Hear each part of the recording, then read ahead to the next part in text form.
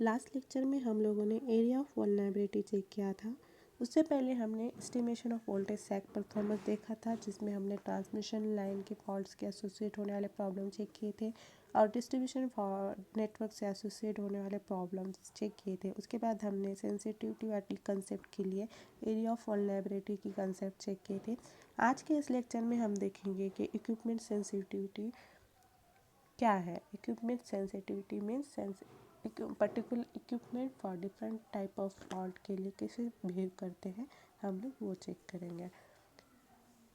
Equipment sensitivity को 3 parts में categorise किया गया है। फर्स्ट जो पार्ट है, इसमें ऐसे इक्विपमेंट जो सिर्फ वोल्टेज के मैग्नीट्यूड को सेंसिटिव है, मीन्स सिर्फ अफेक्ट होते हैं वोल्टेज के मैग्नीट्यूड पर। ओके, तो ये फर्स्ट कैटेगराइज में हम लोग सिर्फ वोल्टेज के मैग्नीट्यूड पर अफेक्ट होने वाले इक्विपमेंट को क्लासीफाइड करेंगे। उसके बाद आता है सेकंड कैटेगरी। सेकंड कैटेगरी में जो इक्विपमेंट्स हैं वो अफेक्ट करेंगे वोल्टेज मैग्नीट्यूड एंड वोल्टेज की ड्यूरेशन, दैट वोल्टेज सैग के मैग्नीट्यूड पर और उसकी ड्यूरेशन पर भी। मीन्स वोल्टेज सैग हमने कंसिडर किया है कि 1.5 साइकिल से 1 मिनट के टाइम के लिए जो वोल्टेज रिडक्शन होता है उसे हम वोल्टेज सैग कहते हैं। तो इसमें हम लोग वोल्टेज का मैग्नीट्यूड भी कंसिडर करेंगे और वोल्टेज का ड्यूरेशन भी, जो मैग्नीट्यूड रिडक्शन का ड्यूरेशन भी कंसिडर करेंगे। तो सेकंड कैटेगरी में ऐसे इक्विपमेंट आते हैं जो अफेक्ट हो गए वोल्टेज सैग से भी और उसके ड्यूरेशन से भी। उसके बाद आता है थर्ड कैटेगरी। थर्ड कैटेगरी में हम लोग ऐसे इक्विपमेंट को क्लासीफाइड करेंगे जो इक्विपमेंट वोल्टेज सैग के मैग्नीट्यूड एंड ड्यूरेशन के अलावा अदर परफॉर्मेंस पर अफेक्ट करेंगे। Okay, let's see one by one. First है voltage sag equipment, voltage sensitivity, voltage magnitude sensitivity. हम लोग इसको शॉर्ट फॉर्म देंगे voltage magnitude sensitive equipment. Okay, यहाँ पर दिया गया है equipment sensitivity to only magnitude of voltage. तो इसमें आता है रिलेज में हम लोग कंसीडर करते हैं कि अंडर वोल्टेज हो या फिर ओवर वोल्टेज हो।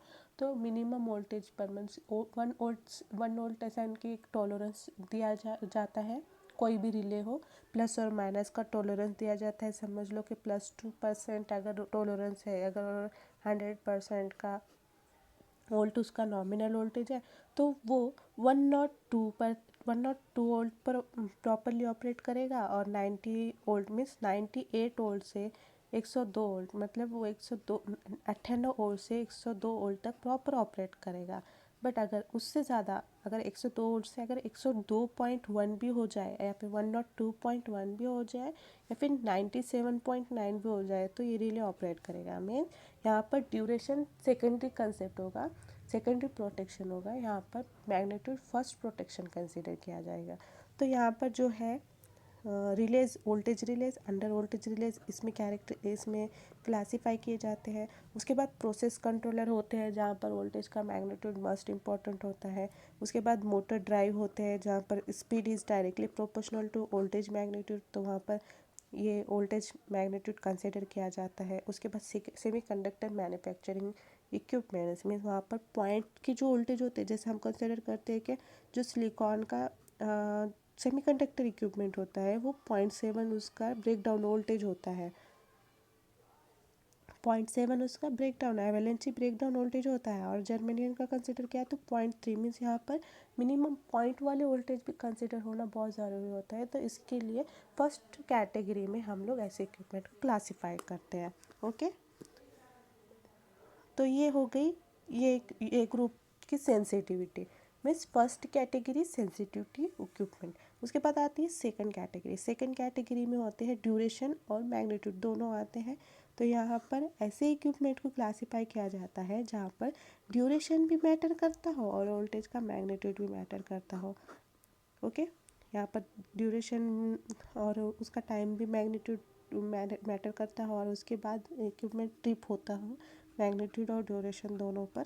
तो ऐसे इक्विपमेंट को इस कैटेगरी में क्लासीफाई किया जाता है। ओके, आप समझ रहे होगे, आई होप आपको समझ आ रहा होगा कि ऐसे इक्विपमेंट जो वोल्टेज के magnitude as well as duration means अगर समझ लो एक वोल्टेज का मैग्नीट्यूड है 100 वोल्ट, नॉमिनल स्टैंडर्ड वोल्टेज है, अगर उसका 99 वोल्ट हुआ और 99 वोल्ट फर्स्ट कैटेगरी के लिए कंसिडर कर लो, 99 वोल्ट है और वो उसका टाइम लिमिट कुछ भी नहीं है, वो 99 वोल्ट है और बहुत सारे टाइम के लिए, मतलब समझ लो 1 घंटे के लिए भी होगा अगर 99 वोल्ट, तो यहाँ पर ये इक्विपमेंट अच्छे से ऑपरेट करेगा। बट ये जो सेकंड वाली जो कैटेगरी होगी, यहाँ पर 99 वोल्ट अगर होगा और यहाँ पर अगर इन्होंने ड्यूरेशन का टाइम टॉलरेंस दिया होगा कि कुछ माइक्रो सेकंड के लिए, तो उस माइक्रो सेकंड की लिमिट के लिए वो इक्विपमेंट अच्छे से ऑपरेट करेगा। अगर वो लिमिट ख़त्म हो गई, मतलब समझ लो 10 माइक्रो सेकंड के लिए 99 वोल्ट होगा,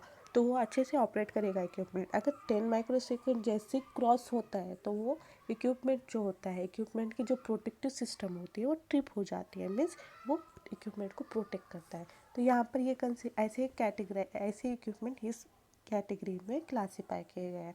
उसके बाद आता है थर्ड कैटेगरी। थर्ड कैटेगरी में other than magnitude and duration. क्या आता है other than magnitude and duration? वहाँ पर आता है हमारा wave form. Okay, wave form आएगा वहाँ पर आएगा फेज डिफरेंस, वहाँ पर आएगा टाइम साइकिल आएगा, वहाँ पर वोल्टेज स्पाइक्स कंसिडर किए जाएंगे।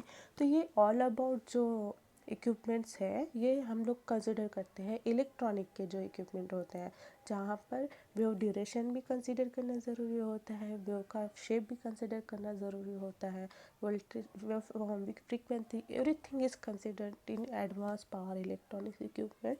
So all that type of equipment are classified in this category. This all about today's lecture. You can read this all the मैंने जो बताया वही मैंने यहाँ पर नोट डाउन किया है, आप इसे बाद में पढ़ सकते हैं, आराम से स्क्रीनशॉट ले लें और पढ़ लें। इसके बाद हम लोग इसके अगले पार्ट की तरफ बढ़ेंगे। आज के लेक्चर के लिए इतना काफ़ी है। I hope you understand